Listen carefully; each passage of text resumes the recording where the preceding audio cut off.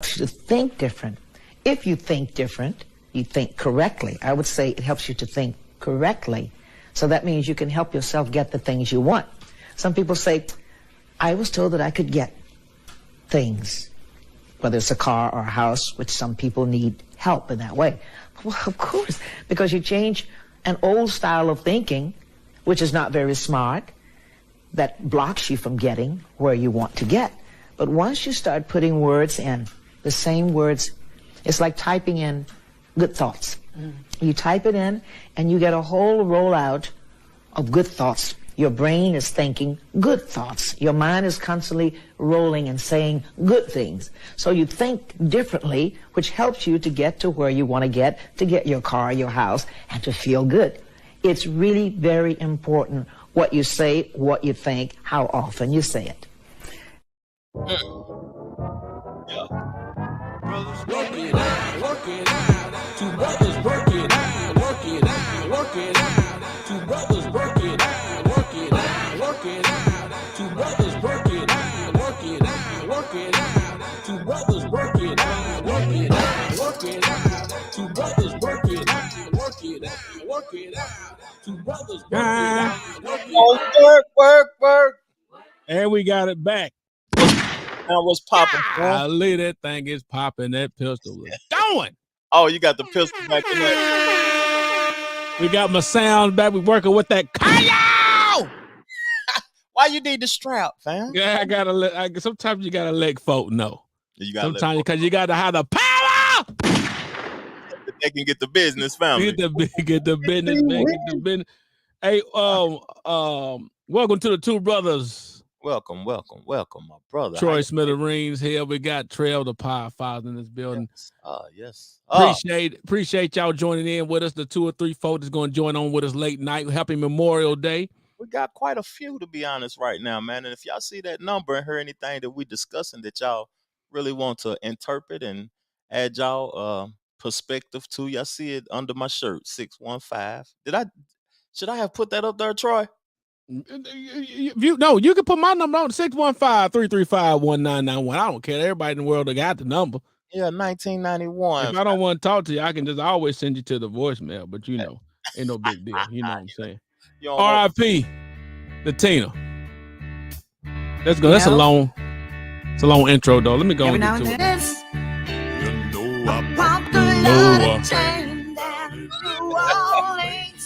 I ain't gonna blow your ears out this time, though. That was my girl, Tina. Say what now? She made the first stripper song of all time. Oh, Private Dancer? I'll be your private dancer, dancing for money. I can't sing it.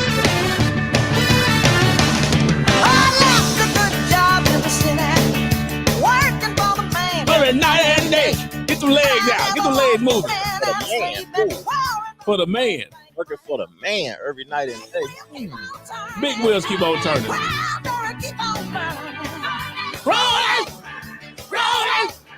Rolling on the river. Do. Hey, here come for you, just for you.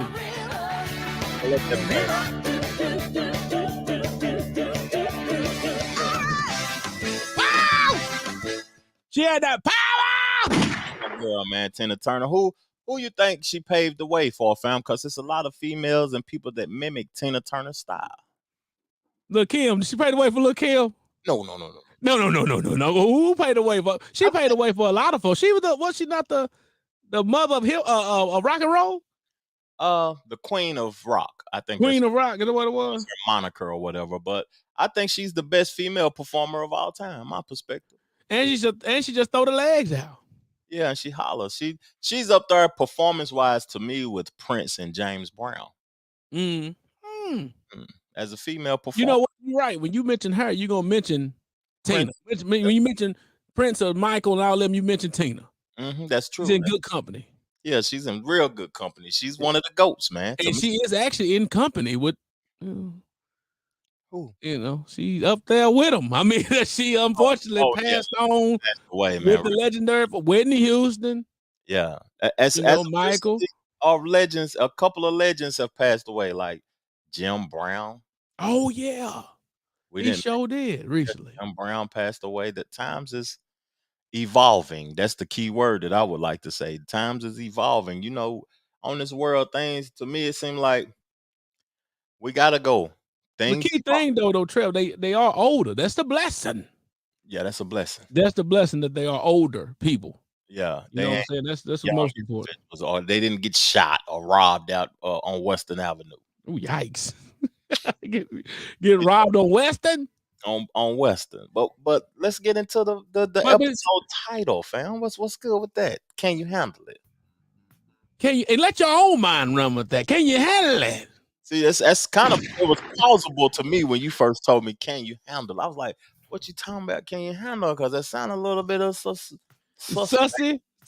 No, but let's talk about that. Can you handle it? Okay. Like, you know, one thing that Trevor been talking about a lot since we've been knowing it, you know, doing the show, he's always talking about what? Peace, love, and abundance. Go get you some money. That's a fact. Now the question though, being no Trevor, can you handle it when you get it?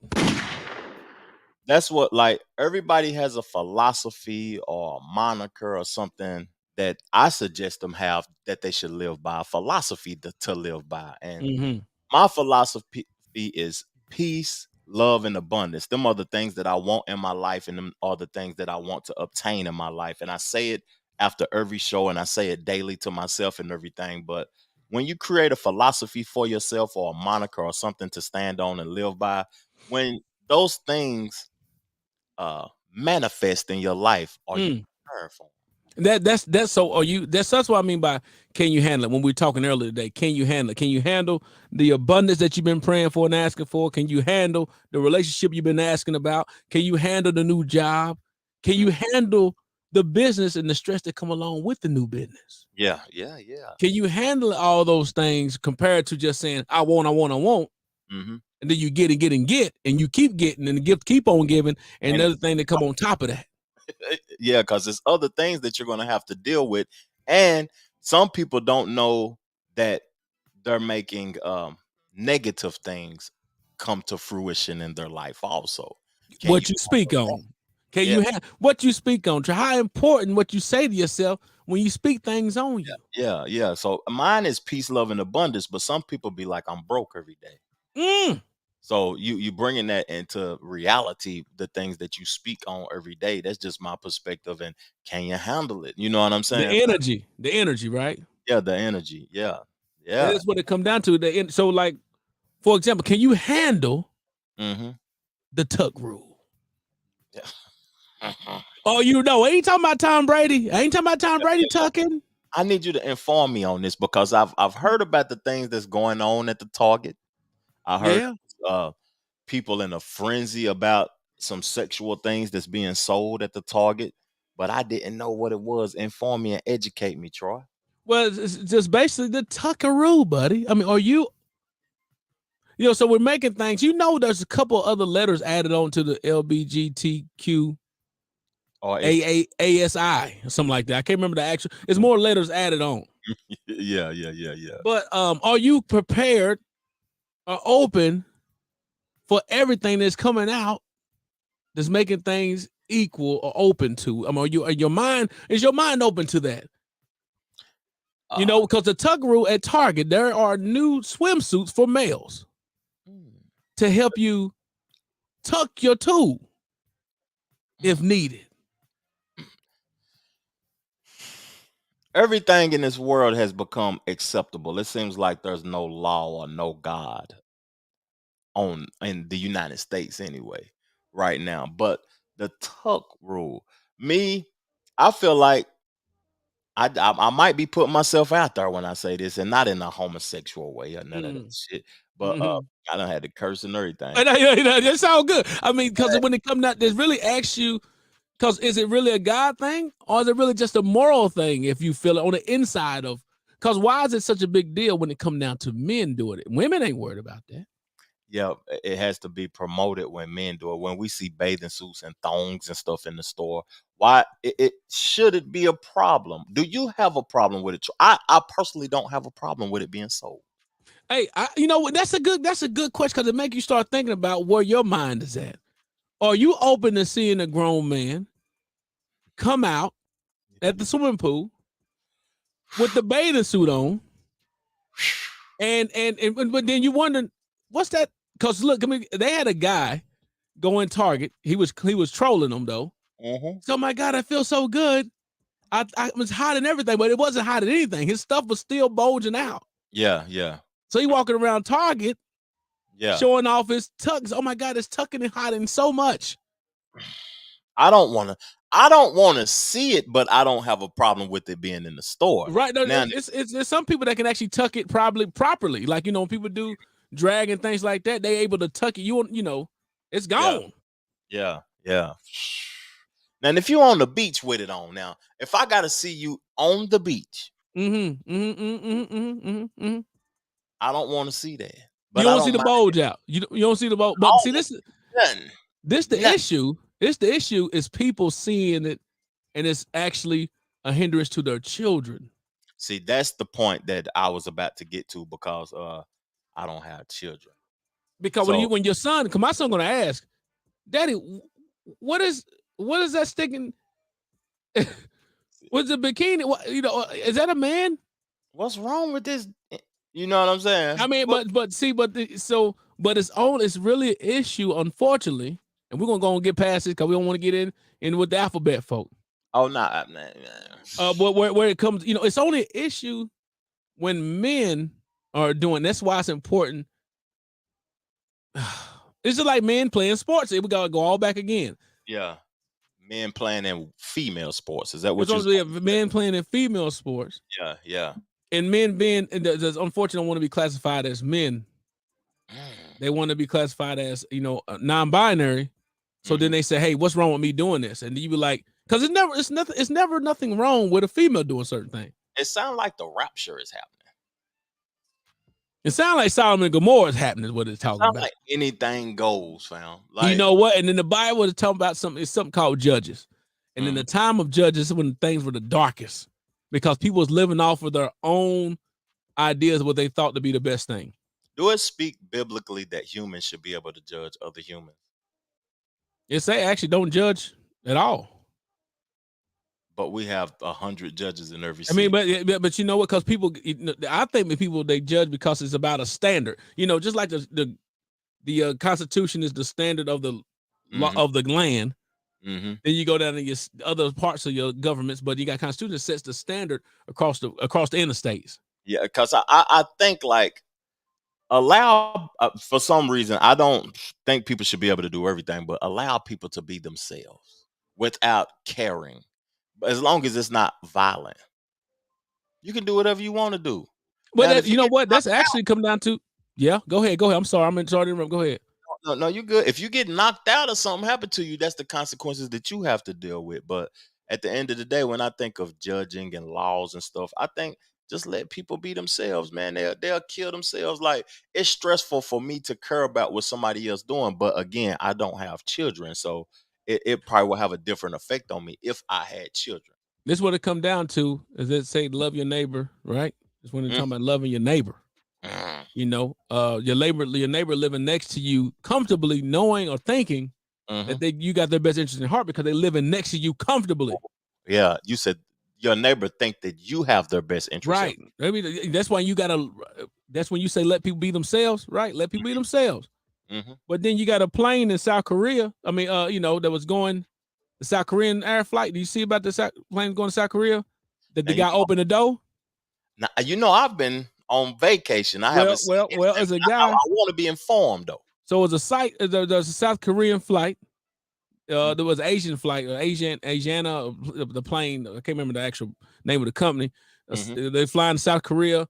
Individual decided that he want to open the door 700 feet above. Fortunately, 700 feet. 700 feet. Because the door typically, when it's up high enough in altitude, the door is sealed shut. You can't open it. Yeah. It's impossible. Yeah, exactly. So it can't open. If you do that, everybody sucked out that thing, right? It ain't strong enough to open up the door. So he decided he wanted to open up the door because he said he didn't feel comfortable no more. Well, we're gonna have to beat you up, and I'm gonna have to get Well, assistance. here we go. Look. So we let people. What if he doing? He didn't want to open. He won't open the door. He didn't feel comfortable anymore. So he said, "Look, also I'm stressed out, and since I didn't feel good, I lost my job. I'm stressed out. I'm gonna open this door." No, you're not. And he opened it. And guess what? Though, what's ironic about it? Nobody was screaming or yelling or nothing. They allowed him to be himself. They just sat there. They just sat and they was chilling. Nobody was screaming or nothing. Video of it? Yeah, they got video of it. And he jumped out. He didn't know. That's the thing about it. He didn't jump out. So look, that's when you say, hey, you should just go and jump out of that, because now you don't put everybody else at risk. Fortunately, no one got hurt, but 12 people had to go to the hospital. And now you done turned because of respiratory issues. Yeah, you done turned into a lame and then go and kill yourself. Hey, look, it did. He go do all, but this. So that's just to talk about the fact when you mentioned let people be themselves. But unfortunately, letting you be yourself, which is the reason why we got to have some type of laws in place, because you being yourself can endanger other people. You follow what I'm saying? That's true. That is true though. You endangering other people because you decide you want to be like that. So when you want to be like that, I got to put something on top of that. And be able to handle that. You got to be able to handle. You got to be able to handle that. And that's a good thing you made up. Be able to handle the repercussions behind it. Can you handle it? Can you handle it? Can you handle the laws? Can you handle if I decide to jump on you because you talking crazy trying to open the door to the plane? Boy, I had a bad experience with planes too. It's kind of making talk about it. Go ahead, talk about that the situation that you just went through. You relive that when you're talking about airplanes. I'm about to get on the plane. Oh. So I watched a video of that happening, and then I also seen a video where this guy was on there. He got up and said, "Look, I'm taking over this plane. I'm going," and everybody just sat there. They didn't say nothing. They didn't do anything. But that one guy stood. You know what that one guy looked like? What are you talking about? He looked like you. He looked like, look, the old boy stepped out the aisle and said, "All right, I'm taking over this plane." And the dude said, "Hey.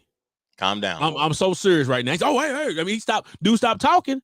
Then everybody else stood up. They were gonna get on him. Yeah. On the dude that looked like me. Oh, no. They're gonna get on the dude that looked like the guy that stood up. Didn't look like you. He looked like the expectation of what you think he looked like. You can't have no dudes that not just based on looks, but just dudes from the hood or street dudes that you put their life in danger, and you don't even got a gun. You talking? Yeah, you yelling. You talk. Everybody, hey man, sit your old. Yeah, you Kool-Aid face look. You know I'm because my life been on the line my whole life. So yeah. You threatening me verbally on an airplane? It's going down. I'm already uncomfortable by being on the plane. As it is. So it's going down, man. And who you flying with, my brother? That's what I want. I always, we fly typically Delta. I love now Delta. Now they Southwest got some great customer service, but you get what you pay for. It's the Greyhound. And in regards to everybody got a seat. There's no special seats. There's no assigned seats. You just get on in your line of people. Seats. Not on Southwest. Southwest don't have no assigned seats. No first class. None of that. Oh Lord. So dang about Delta, you get to pay for the seat you're gonna sit in. And since you pay for that, you're going to get some great customer service. I haven't had a bad, knock on wood, everything else. My experience in regards to customer service on Delta has been great because you pay for that. You know what I'm saying? You pay. So we always find Delta typically. So me, I prefer American Airlines than Delta. Okay. That's that cause. But you didn't go Delta. You didn't go American Airlines the last time. You went on them. You got on one of them. Bring your own seat. Bring your own seat. Bring your own seat. We was in the third seat. I'm talking about I'm just saying. Ain't that Frontier like bring your own? Ain't that like bring your own seat, your own seat belt? No. Oh, okay. It really wasn't bad. It was the smoothest ride I ever rode on, I guess, because I was nasty about getting on it. And we had the third seat on the thing, man. But what's crazy, I'm gonna break it down like American Airlines is the airline for Charlotte, North Carolina. This is their base. American Airlines base is in Charlotte. And that's who we usually fly with. But the day that we wanted to fly, it wasn't no other planes available but Frontier to get to where we wanted to be. Yeah. We didn't have no choice. Right. So the flight to where we was going was great. It was smooth. But coming back, this is what I'm saying. I'm speaking on this because I'm making people aware if you fly with Frontier, no matter if you're first class or not, it don't matter. Mm. So we got on the plane, headed home, and they told everybody to get off the plane because they having electrical issues. Yikes! And hold on, you said the third row. That mean you're first class, though. Yeah, I always fly Put them claps on you. Oh, he's always fly first class. Okay. You know, we don't get in that thing. Yeah, we don't fly. I'm 6'3", man. I can't be having my knees in the back and then somebody trying to somebody trying to lean back at the same time. We have to fly in the first. Okay. But so they said it was having electrical problems and they made us get off. So we waiting for about an hour thinking that they're gonna fix it or they're gonna have another plane. So they announced that they won't have another plane till 6 in the morning. Yikes! Did they pay for the night? Hold up now, let me fix it. They didn't pay for nobody, nothing. They just said you can go order another plane from somebody else to get home if you need to. Or you can wait till 6 in the morning and we'll have another one here. So we went and got a room and waited. So we get on the plane at 6 the next day. The flight is from 6 to 8 to Denver, Colorado. We get to Denver at 8. Our next flight is at 9 a.m. So 9 a.m. come, and then it say your plane will be here at 10:15. It switched. And then at 10:15, it said it switched from Charlotte to Minneapolis. Oh, what the hell going on the screen? And we got an email in our email account, whatever, said your flight won't be there till 8 p.m. So that's I'm in the airport for 12 hours again. God. So this is a 36-hour situation. Oh man. And we get on the plane at 9:22 to fly home. It was so disrespectful because that's 36 hours of my time. I missed a day's work. I missed going to work. So 36 hours of my time dealing with Frontier Airlines, man. I wouldn't suggest nobody to fly that airline, even though we had comfortable seats and everything. That's the project plane, man. Frontier? They making people fly with the first class. It don't matter what class. You could have been driving a plane and still. I gotta wait 36 hours. You know how much money that? Imagine if I got $1 million transaction, and I gotta wait 36 hours for my plane. Man, come on, man. People lose money fast. Like you could lose 36 hours. I can't get that back. You said I'd rather drive. I'd rather get on a Greyhound before I fly Frontier again. Yeah, or I would have rather think about it. 36 hours, fam. You could have drove from California to North Carolina, man, in 36 hours. Straight. Straight. Yeah. You ain't gonna sleep. You had a topic. We don't need to stay on that too long. You had a topic No. Go ahead. That caught my attention. We need to get into the one about the US default because I was watching something on the news before we got on the show. But how real is your friends? The importance of ambassadors in your life. Can you handle it? Can you handle it? Let's talk. Do you have a video about Kwame and your boy? No, I don't have the visual of it. But you don't have to. If you ain't seen it, y'all go look at it. But it wasn't even. I wanted to know about how real is your friends, not the Kwame and Shannon discussion, but what did you mean by how real is your friends? I meant that because of the Kwame Brown and Shannon Sharp situation. See, Shannon Sharp is straight up. I don't know what you even call it when you protected somebody like he do for LeBron. I know what Kwame Brown called it. I know what he called it too, but like that's what I mean by the ambassador. Like I tell people all the time when they come down to business or come down to doing transactions or being able to be introduced to someone and having the right connection to be introduced to somebody else. What you want is that person that can speak on your behalf. Speak positive about you. Yeah, because how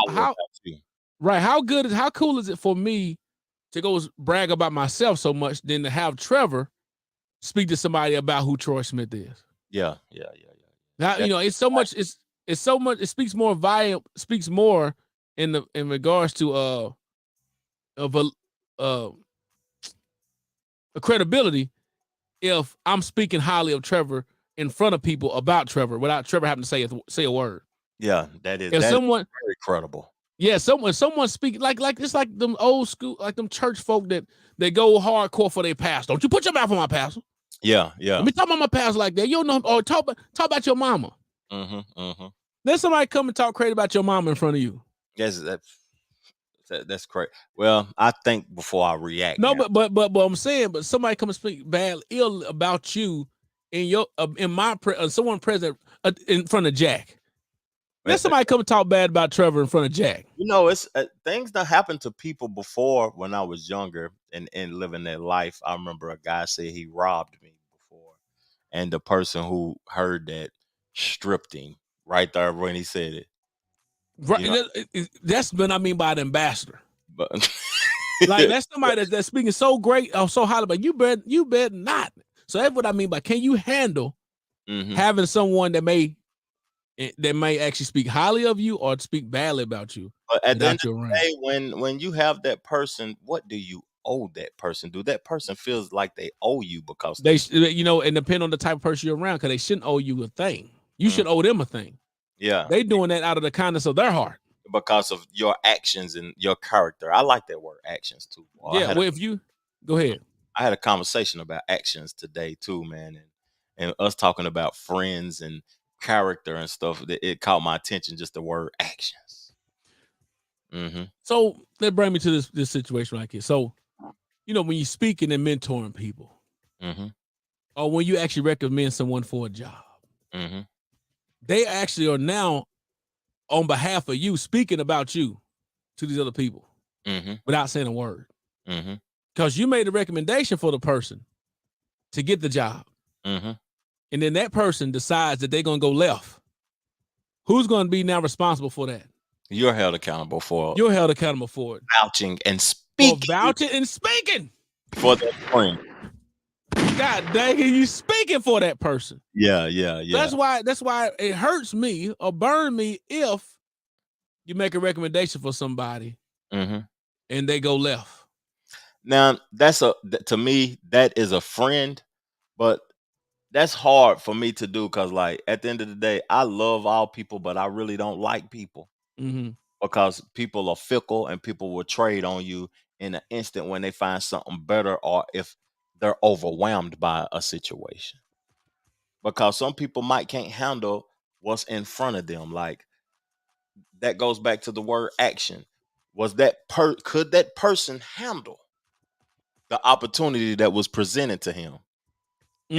And by him being aware that he couldn't handle it, he didn't take action, and now it looks bad on you because you represent. That's a good one. Yeah. That's the same thing about a relationship too. But that's what I mean by being an ambassador. When you send somebody out and on your recommendation, they are now an ambassador of you. They are. They're ambassador of you. They're speaking about you without saying a word. And then how do you now? This is what I want to know. When you spoke for that person and created that opportunity for that person and spoke highly of them and told the other people, how do you, not saying that this is you personally, how do you go back to the other people and say, do you go back and say I was wrong? Oh, no, yeah, man, I done done plenty of time. And that's the sad thing, man, when you got to do it. Man, I effed up. I don't even say, I just say effed. I messed up or something. Yeah. Man, my bad, dog. I apologize that even happened. And I tell people before I even do it, don't you embarrass me. I got you, big dog. I won't do that to you, man. I got you, big dog. Yeah. Because and then you do it again. Go ahead. Go ahead. No, you do it again. That's all. Again, but you know what's good about you doing that again is that means that you kept your heart open. You didn't close or harden your heart. You know what I'm saying? But what I was gonna say is that it always go back to you at the end of the day. It's always your fault because you didn't have to do anything at all. Yeah, it's all about how you but it's all about how you respond to the situation too. Holding yourself accountable. Yeah. Yeah, because you like it's become easier for me to say no in my life now. It used to be hard for me to say no, but now it's easy for me to say no nowadays. That's good. But you know what? You say that because you're older, Trev. And when you get older, you just don't really care that much. That's true. And you care a lot. Yeah. But it got to get to a point like this guy today before we got on. send me a message on Facebook, on DM. Yeah. You know, I don't really go, because I told this individual, unfortunately, I gotta love him from afar. Mm-hmm. I gotta love. No is a complete sentence for me. That's a good sentence. Who is this Facebook user? Type your name in the comment section, or if you want to chime in on the show, you see the number up under my shirt in my pocket. So I've done this a couple of times where, you know, you love and appreciate somebody hard, even especially with someone you mentor. And that's what a lot of times I've actually, because who you mentor, and if you say you mentor them and they go out and do something stupid, yeah, now they come back on you. Define mentor for me, because I need help with that. Because I What's up, Nino? What's popping, family? Nino. But because I find my mentoring someone that you actually take under your wing to actually be basically a mini you. Mm-hmm. You give them the ropes, give them the game, show them the way, introduce them to people, and do certain things to where it's like, okay, that makes sense. But this individual I mentor, and as I spoke, that made me. I have a couple of guys that mentoring people I did, so it's like, because they come back to reflect on you. Are you a good mentor yourself? Then you must suck. Because that person choosing who to mentor. Right. So like, especially with someone that introduces, hey Troy, you really got to know this person, this guy, man. They remind me of a young you. So and that's nothing. When someone is pressed or asks you so much to do something, just like a relationship, if you're trying to be in a relationship so much to where it might be an opportunity for you to say, you know what, this relationship may not need to work. Because when you press it and press it and press it and press it, yeah, and then they come around and say, and when something does fall apart from it, don't work, you'd be like, I should have known that from the beginning. Yeah. Because this individual, we couldn't connect or click for a long time. It's like 1 to 2 months go by. The guy that introduced me to him said, hey, you called so-and-so yet? Yeah. Nah, not yet. Have you called so-and-so yet? Man, I'm going to get around to it. And I finally connect with the person. And I connected with the individual. And it really made sense. So the person, do you perceive them to be a procrastinator? Man, I perceive this person to be, at times, to be their own worst enemy. So mentor means I'm putting you in the game, dog. I'm putting you on, dog. I'm putting you on, and I'm giving. But you got to be willing to learn it. Just like you, Trail, back in the day, when you put somebody on game, front them or whatever, you're trying to show them the way. See, me personally, like, I'm not a friendly person no more. I've been in situations where I realize that people's intentions ain't pure, and people aren't objective. I know I talk about that a lot. I learned that from Star. I'm gonna give them the credit. I've researched that word, objective. I don't like subjective people no more, and a lot of people don't even know about being objective or being. I look at it from a point of being open-minded. That's all. Yeah. That's basically all it is. Open-minded, open to anything. Because if your heart is closed, that's why I said that that's a good thing that you've done that multiple times, because that means that your heart hasn't closed from situations when you felt let down. You know what I mean? But there had to come a point though, Trail. I had to close the door on that person, but it's on that person. Somebody in this world is gonna have an opportunity though. Absolutely, but I had to close the door. They make you start, because it make you start questioning. Dang, it might be me. You follow? It make you start. It might be me. No, but listen though, that's why I say objective. You might not agree with what I say. You might not like what I say, Troy. It's always you. Oh yeah, I'm with you, dude. You know what? Because I go back to the beginning and say I should have not played or messed with this individual in the first place. Yeah. Or when they messed up the first 2 or 3 times, I should have been like, "All right, man." Because that's exactly what I said. I told the individual, I said, "Look, man, I'm about to love you from afar, man, because we don't went through too many situations where it was like, you let me down too many times. See big dog, my bad, dog. And I apologize for that, man. I apologize for that." See, it didn't. Yeah, go ahead. The reason I say it's always you too, though, because like in the street world, in the criminal world, somebody will hold somebody responsible for telling on them, but you never had to get in the game in the first place. A man will be like, she hurt me. She shouldn't have cheated on me. You shouldn't have never opened the door to give her the opportunity in the first place. Yo, I'm with you, bro. It always come back to you at the end of the day, but some people don't want to hold themselves responsible and accountable. But when you hold yourself responsible and accountable for the actions, then at the end of the day, it's easier to remove yourself yourself, and it's easier to let go. Read that comment, Troy. Yeah, that must be Nino talking right there. Sometimes mentally the person isn't ready for the expectation you place on them, but they accept it because they don't want to disappoint. And Nino said, give him a round of applause on that. Give him a round of applause. Yeah. Big salute, my guy. Yeah, that was a good one. But you're right. That's absolute. That's because and Nino taught me that. He did teach me that because and I know because sometimes people may not be ready and they don't want to let you down. Yeah. But when you've done it 2 or 3 times with that same individual, and then this what ended up messing it up. This what ended up messing it up is when so the guy DM'd me today and said, man, you're a part-time supporter, man. That ain't real love. I said, wow. See, now I got to get back, and now I want to feel like I got to get back. I said, well, hold on, you don't support at all. So is that real love? But then what need is there to argue with anybody? Because it's all about how you respond. Yeah, response is powerful. The first thing I did is hit in the face, the smiley face, and the thumbs up. You know what, though? I feel as if what he said would have put me in a place of agreeance. He would have called me a part-time supporter, and I would have said yes, because I'm not capable of being a full-time supporter. Nobody is. Well, but guess what? But I told him already. I told him this, though, Trump. We're gonna get off of this with that because I told him already. I said, hey, man, I gotta, from afar, man, I'm gonna watch you from afar. If I'm gonna watch you from afar, all right, Jack, boy, you get it in, man. Yes, sir. Yes, sir. Get you some rest, family. I'm gonna watch from afar, and I'm gonna love from back here, man. He's, you gonna love from back here? Watch me from afar. Yeah, I gotta watch from afar. And then that's why I was a part-time supporter. Because when you see somebody doing well, I still want to keep an eye on him, see what he's doing. But when they got so much emotion, that's another thing. That's another thing about men in general right now. Black men in trauma. Yeah. There's so much trauma.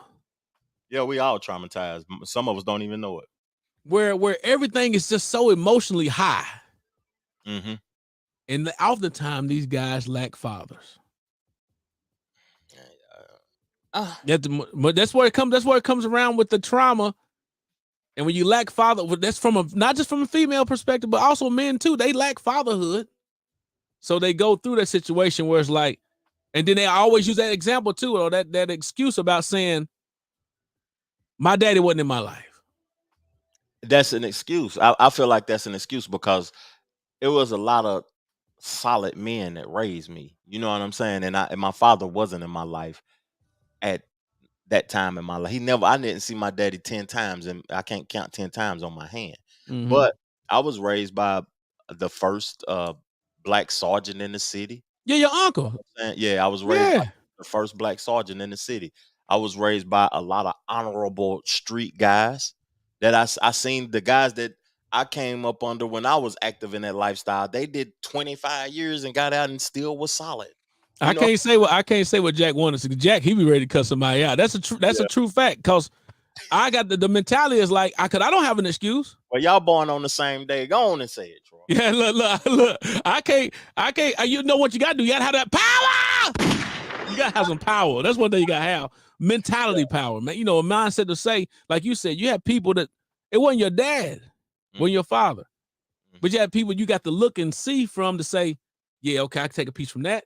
I can take a piece from that. I can take a piece from that. Because it does come down to, Trev, guess what? It's really all you. Yeah. What'd you do to respond? What was your response? It goes back to you all the time. Yeah. What was your response? That's all. And what's crazy about y'all Jack talking about the mentality and you talking about the power and stuff. I'm gonna tell you how I react. Like I noticed this probably in my mid-20s or whatever, but people don't know how to handle how I react to serious situations. Because most people act with hypersensitivity, or they get loud or get aggressive and stuff like that. If I'm dead serious about something, Troy, I get softer. Oh yeah, that's typically how it go, right? You start talking quiet. I talk quiet and I get softer. Yeah. That's when somebody really pissed off, though. Man, call into the show, my guy, Nino. Nino, oh my God. We at times you have to have those 1 or 2 times, those second and third opportunities, right? I don't give a. That's exactly how Jack would respond. That's for sure. Mm-hmm. Little bitty. That's what he'll say. I don't give a and do a backflip on you. Yeah, that's a fact. That's a fact. But man, so it comes down to, like you mentioned. Go ahead, Dre, with your situation with the mentality, the video you got with that. You got that? Which mentality? The one you talking about, the mindset deal about the okay. So I was reading a book, and I got this because I wanted to play it for Troy. Troy haven't heard it, but it kind of coincides with his book, The Mindset of Successful Thinking. So y'all know I'm always in the books, man. I read 2 books when I was on the plane back and forth and waiting on the plane, like that story I just gave. And the book is called The Law of Success by Napoleon Hill, the same dude that wrote what did he write? Think and Grow Rich. So the law of success, and the way he was describing success, it altered my way of thinking about it. Check this out, y'all. Listen to this. If y'all don't understand it, I'm gonna play it twice in the comment section. Tell me to play it twice. You will attract people who harmonize with your own philosophy of life, whether you wish it or not. This being true, can you not see the importance of vitalizing your mind with a definite chief aim that will attract to you people who will be of help to you and not a hindrance?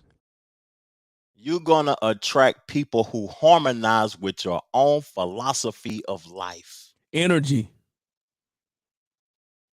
So what I'm on is the type of people that's gonna be attracted to me. That's not trying. That goes back to the point of not trying to pull those relationships when it's not really connecting. You follow what I'm saying? You don't even have to try to attract the people to you, because whatever you own is gonna come to you. And typically the ones you're closest to automatically on that same playing field, though. That's what it is. Or if I'm on I'm on my $1 million plan, I'm on my hustle to get stocks or get millions, I'm gonna attract the people that has a similar interest. If I'm smoking illegal substances, I'm gonna attract people. That's typically that's how it go, right? Yeah. Birds of a feather, what? Flock together. Yeah. I like that. I like the mindset when it says in 1 Corinthians 15:33, it said bad company corrupt good character. Bad company corrupts good character. That's why you gotta have right people around you with the same character, regardless if you bad or good. Those same people you attract. Yeah. Gonna end up being like that regardless, right? You're gonna attract those people. Same wave, same grind, same mindset. What Jack say? The right people will gravitate to you. The right people, hold up, cuz. The right people will gravitate to you, independent in regards if you're doing right or wrong. But you know what though? I like what Jack's saying, but it's not necessarily the right people. It's break it down, whatever you own. It's whatever you own. That's the right people though. What if they want to tuck, you gonna tuck. You already tucking. Oh yeah, that is true. That is. If you tucking, you got everybody else tucking. That's true, cuz. The right people. That means if I'm on some bullshit, the right people that's on bullshit is gonna gravitate to me. They're gonna gravitate with it. If you 16 Krispies out there, they crispy with you. Yeah, they on there with me. Let's read a couple more. Depending on the aspirations and goal you have in mind. Circle of influence. I like that, man. Let's listen to that one more time, though, man. I know. Let's listen to it just one more time. You will attract people who harmonize with your own philosophy of life, whether you wish it or not. This being true, can you not see the importance of vitalizing your mind with a definite chief aim that will attract to you people who will be of help to you and not a hindrance? Trev, did you catch something though? Rather you like it or not. Oh God! You follow what I'm saying? And you got to be on that that energy that the right people attract to you. That's of service to you, not a hindrance to you. Rather you like it or not. Also, people that's connected to you, you can also be blessed and prosper and have abundance because another person that you're connected to going through their season of abundance. And then you gotta be able to. Can you handle it? Can you handle it? Can you handle it, man? For real, right?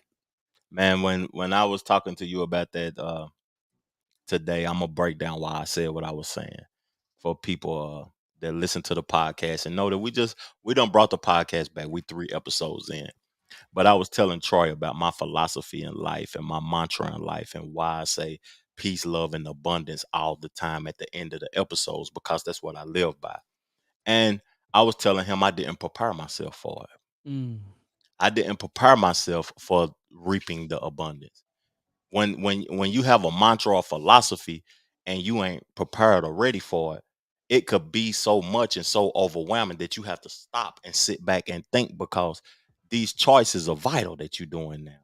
And these choices could last for a lifetime.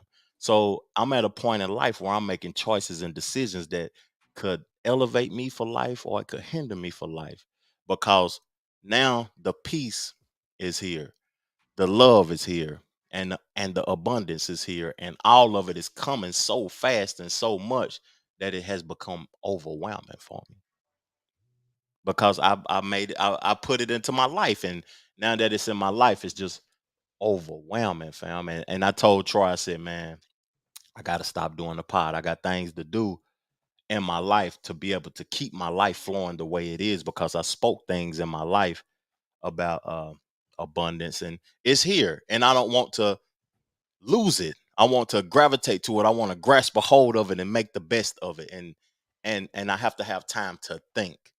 You know what I mean? Sometimes you gotta sit down and shut up and be silent, man.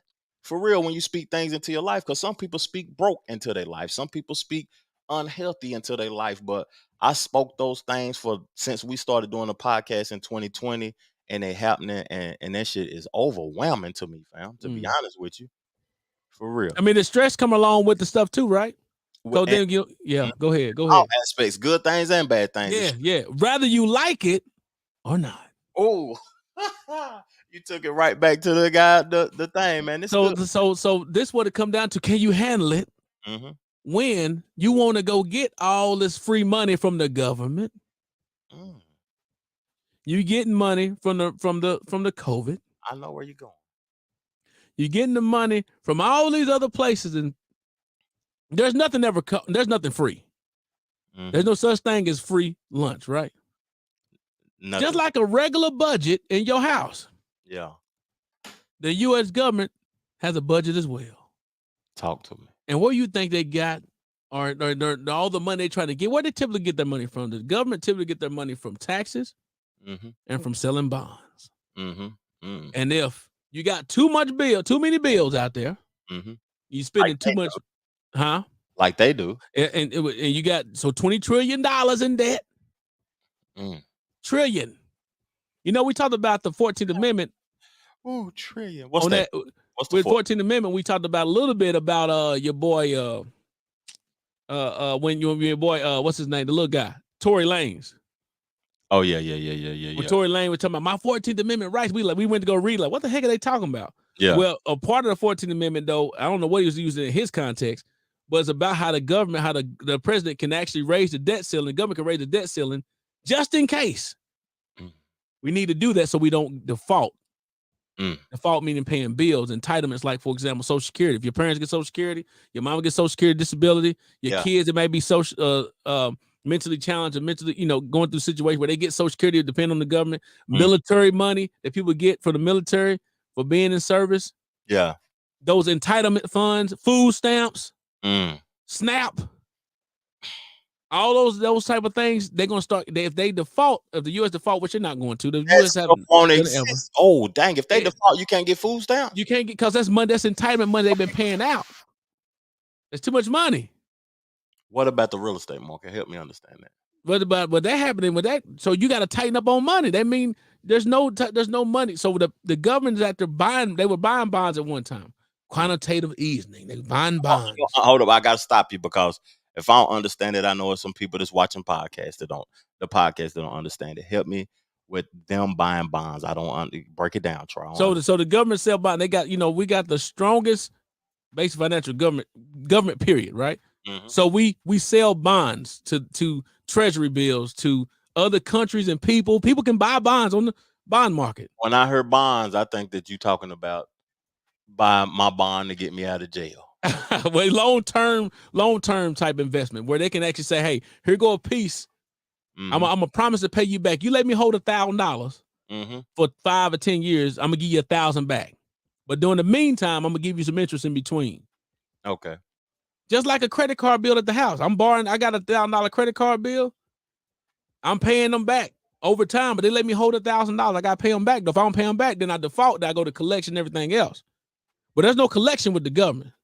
Now you being in the financial sector of the world and profession, why is everything about debt in the United States? Like, debt is the most powerful thing. Like, I didn't know nothing about debt till I was down near 40, fam. It's You like, know what? And guess what? You would have known nothing about debt, because what they tell you about debt is say, hey, it's bad, right? Don't have no debt.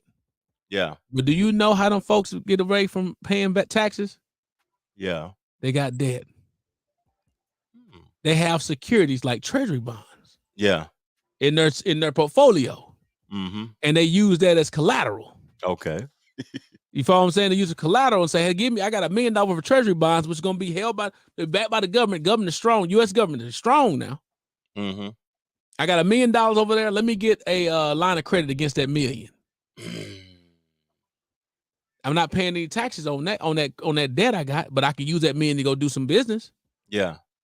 See, the reason why you know nothing about debt before, nobody taught it to you well. So money, it could be somebody that's worth $1 billion. They ain't got no money in the bank. And be $1 billion in debt. Yeah. They can be. It's people that got $1 billion. They got some. The U.S. government $20 trillion in debt. So if you look, and they only got $200 billion in the bank. Wow, that explained a lot to me. So look, if the U.S. government got $200 billion in the bank, they $20 trillion in debt. They say, hey man, I'm trying to go borrow some more money. How? You ain't got. When them bills come up, they talking about the government. If they don't make an agreement on this debt ceiling being increased, we can be broke by June, which is a couple days. We already broke, because the way of thinking of this country is you don't have to have it. We just gonna give it to you and you owe us later. But guess what? That's how we've been living it, by giving folks free money. We're gonna just pay us back later on. So in our reality, we are the powerfulest, brokest country in the world. And guess what? And if we collapse, which we're not, but if we were, there's only been 100 years, been 7 civilizations collapsed. 7 countries: Venezuela, Russia, Germany. I don't want to name the other one. I can't remember exactly the other ones either. The U.S. might collapse, fam. No. But if we do, you know the catastrophic situation that happened if the U.S. government collapsed? Yeah, because the world will collapse. The world economically will collapse. Yeah. And guess who else? So when they do this, the debt's still been raised over 80 times since we've been, since the government been happening, I guess. Yeah. 80 times. Both administrations raised the debt ceiling all the time. He said Detroit. Oh, they in debt up there, boy. They can't get a but if the U.S. government default, it's over with. Because the world will default. The world will have issues. China gonna have issues. Everybody gonna start collapsing. Why would China have issues? I would think China. They hold majority of the debt. They hold majority of them bonds. They hold our debt because we're in debt with them. Yeah, so look, we let them borrow, and then you thugging when you can tell somebody, let me hold some money, and then I'm gonna tell you what to do. Power! Violent power, though. They scared that they seen what the U.S. is capable of doing. How many people you thinking about that money they didn't gave to Ukraine though?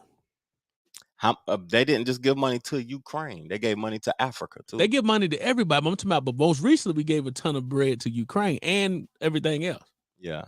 And we over here struggling at the crib. Man, when I was in LA last year, man, that was devastating to me. Skid Row. Yeah, but they're trying to stop using the U.S. dollar. Unfortunately, though, them Russia and they can try to, but guess what? You can't do any business anywhere else. Everybody else got the U.S. dollar. Go to Mexico. Is that what makes real estate so important? Real estate important over here because you can buy real estate here, and worldwide real estate, because the United States own real estate everywhere. Yeah, but guess what though? A citizen though, if you're not a citizen in a certain place, you can't buy real estate there. You can buy real estate here in the United States, cash money, no matter where you're from. Don't the United? Oh, that's crazy. Why they allow that?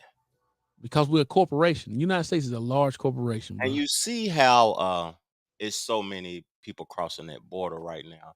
How do you now? That's a question I would like to ask you, but I don't know if we talked about this on the phone or whatever though. But as of African American individuals are voting, how valuable is it going to be if we are the minority? We falling farther and farther down as the It's still a vote. It's still a valuable vote.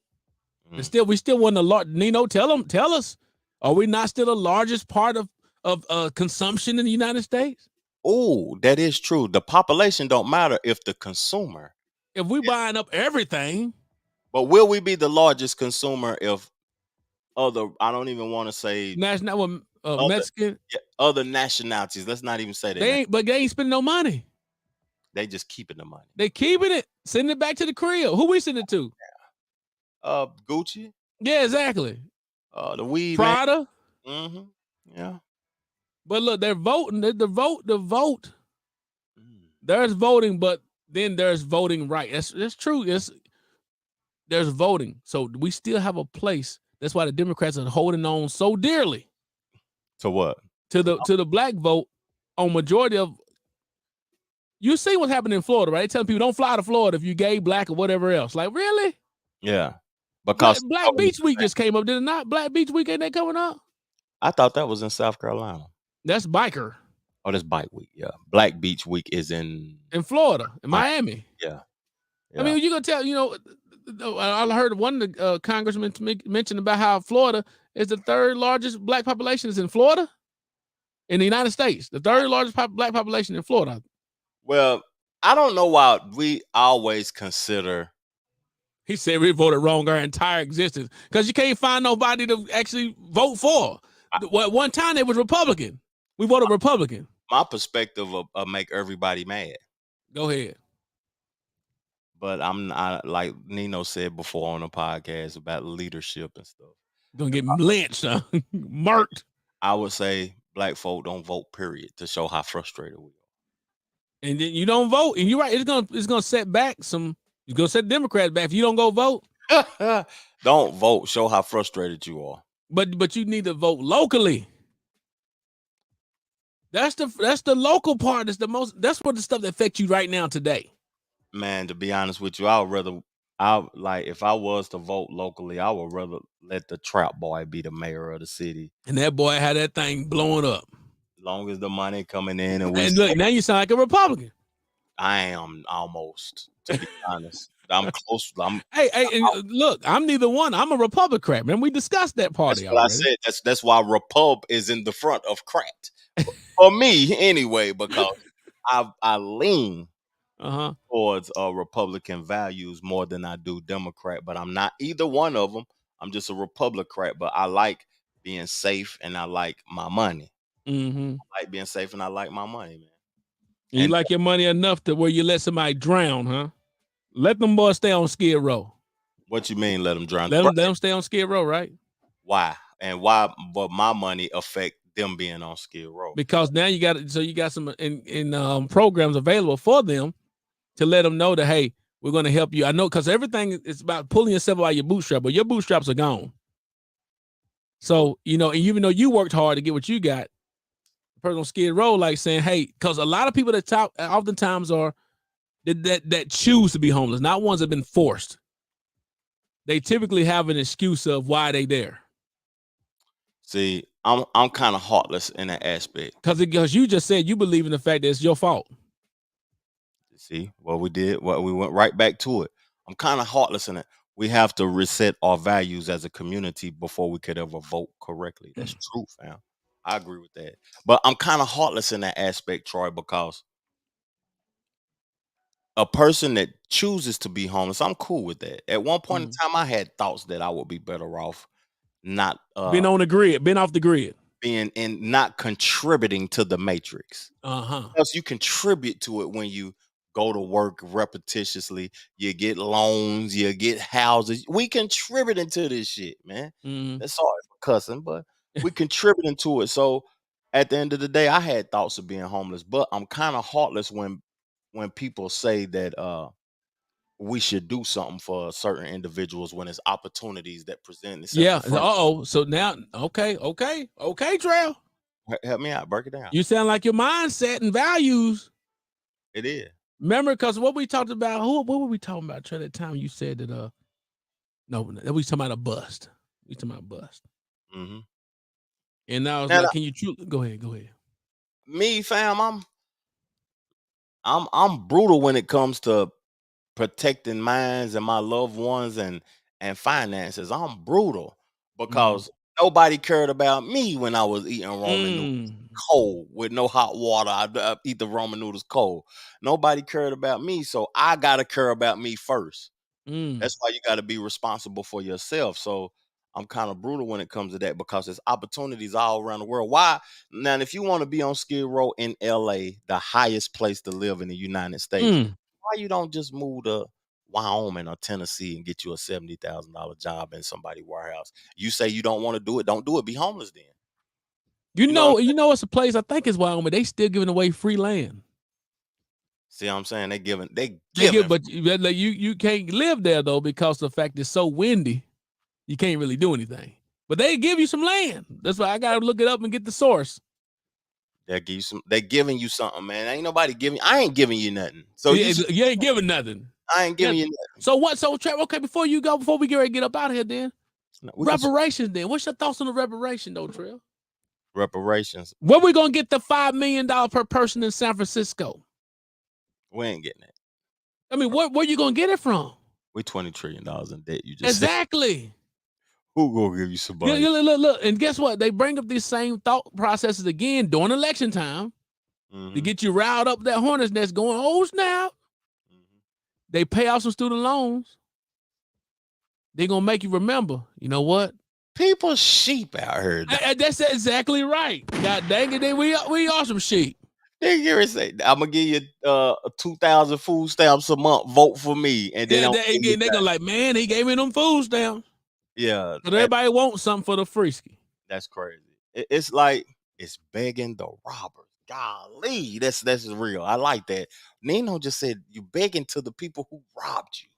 Hang on.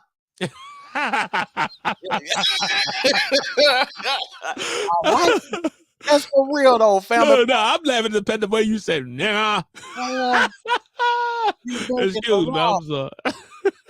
It's like somebody robbed you in the street and you beg them for $20 after they took $20,000 from you. Oh, yeah. And guess what? Is that not how the lottery play? Break it down. The lottery, you putting 20 in every Tuesday, every Friday, and you ain't won a dime. You might win $50 back. Oh, I don't won. Yeah. Got $50. What you want to do with the 50? Put it back in the thing. Let me get another. Give me a 10. But guess what? You done spent $40,000 to get that $10,000. You probably don't want. That's true. Begging the robbers. I like that. That's a whole podcast. That's it right there. Last thing though. Let me ask y'all this last thing before Trevor got the couple things he got left. What we had out here. Is the NBA? Where the script at, Trail? Is the NBA scripted? Because did you see that game with the Celtics? All sports are scripted. I didn't see it though. You know I've been gone. But this game they've been playing. They was playing hard, boy. And they done come back from you mean to tell me 0-3 down, 4 teams done in history. There's no team ever won. The Celtics got to play these boys. Well, the Heat got to play the Celtics back in Boston. No, for Game 7. Game 7. They came down from 0-3. What a script that, Trail. Now, think about it. Let's think about it from a capitalist perspective. Capitalism.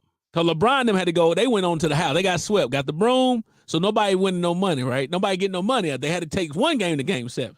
Now, I'm going to tell you what this is. You kill the story with a story. Oh, go ahead with that. Go on with it. Go deep now. Go deep with it then. Go on now. You kill the story with the story. So when you don't have nothing to talk about, you have to create something to be talked about. LeBron gone. He gone. He home. He even announced that he might retire. We making $1 billion a ball game, man.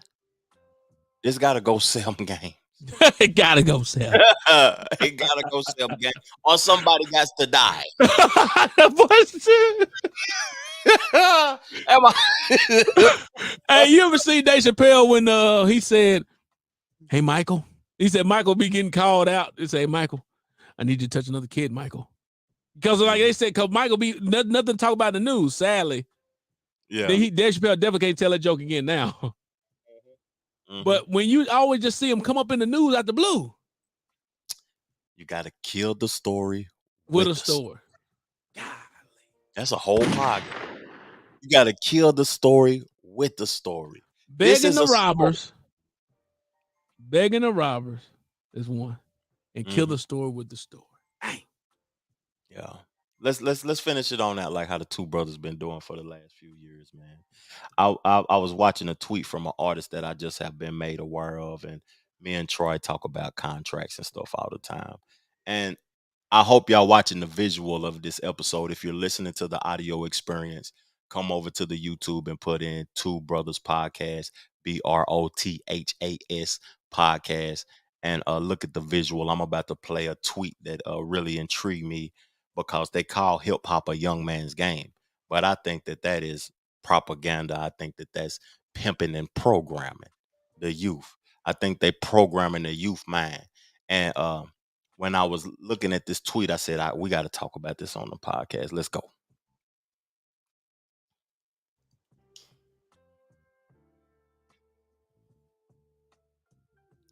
They told us hip hop is a young man's sport. What else did it say, Troy? Play it again.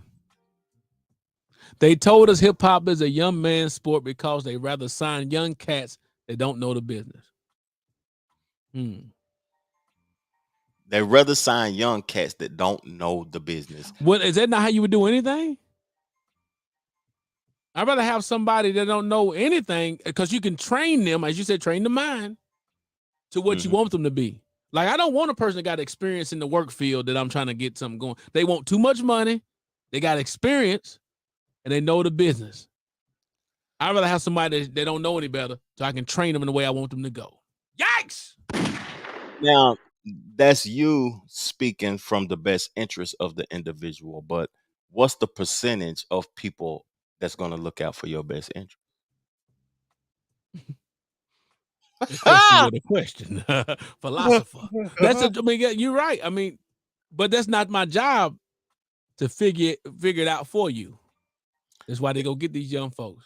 They dissing the old folk first. First of all, they said that they dissing the old folks, calling it a young man's game, saying that if you're a certain age, you can't participate in this activity. But they don't want the knowledgeable older man to participate in the activity so they can continue to take advantage of the ignorance of the youth. I give you $100,000 for 5 albums. Man, it's people out here working jobs, driving forklifts and pallet jacks and throwing out trash from tractor trailers, making $100,000 a year. And you want 5 albums from me that's gonna take me 10 years to record and for you to accept the release for $100,000? Not in the daytime. You make that 5 albums. Trevor Jackson make an album in 2 hours. 2 hours, fam. It's up to the engineer to mix and master to find out what I say. But at the end of the day, you're shitting on people for a lack of knowledge. Like it said, you know that biblical verse that they say, my people are destroyed for a lack of knowledge. You say it's a young man's game because the old man is knowledgeable and you can't shit on him. But you want to get the young man under contract and ruin his life. They hungry. They famished. People out here think that they famished, dog. Rib sticking. $100,000. You catch a person in the right moment, regardless of the age at all, they might go ahead and get down on it. But how serious is that though, Troy? Like, what? I know it's capitalism and stuff and taking advantage of people, but though, is that foul? Is that wrong? Or is that business? Or is that the American way? That's dumb. That's just business. Puffy did it. Yeah, business. And guess what? And they kept doing it. And people knew. But is it right to take? But people knew, Trev. They knew. Mm-hmm. People knew that. But people like, I'm hungry and I need a sandwich. Could you see a 45-year-old man taking $100,000 contract for 5 hours? No, he old. But if he family, but if he family, he'll take it. He'll take it for 50. Man, give me 25.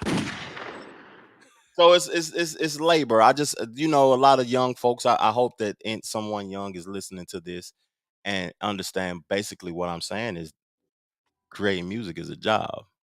Yeah, but that's what I'm saying. Everybody want a free, easy way out. Mm-hmm. So I can get there easy. Mm-hmm. I can get that quick. I go get this car today. Mm-hmm. I go get the chick I've been right. They've been looking at me talking bad today. Mm-hmm. I won. But then it's just like student loans, baby boy. You go get the student loans. You go say, hey, I can pay how much you want? Let me tell you this, Troy. You gotta pay this back. $200,000. But I can get it now though, right? I get a job by the end. By the time I get out of school, I get a job. Pay me $40,000. Pay me $100,000, $200,000. I get that back. Still paying for it to this day. You know what I'm saying? That's a fact, family, man. I bet. Hey, the brothers work it out. They always, man. Look, y'all, thank y'all so much for being a part of what we got going. Thank you for taking the time this late night and experiencing this live with us. And then, of course, not live, go with you. Shout out to the truck drivers. Shout out to the people that's listening to us when they on the road, going to work, commuting back to work. Cause we outside now. You got your earbuds in and you're on your forklift. You on the treadmill and you trying to shed some of that them hog maws you ate last night. You're on the trail and you're thinking and your mind clear, man. Thank y'all, man. We highly appreciate y'all, man, for shopping and chopping it up with the kids, man. I'm gonna say my mantra and me and Troy gone. My philosophy: peace, love, plenty of abundance. Make sure you go get you some money, and we out. Chip.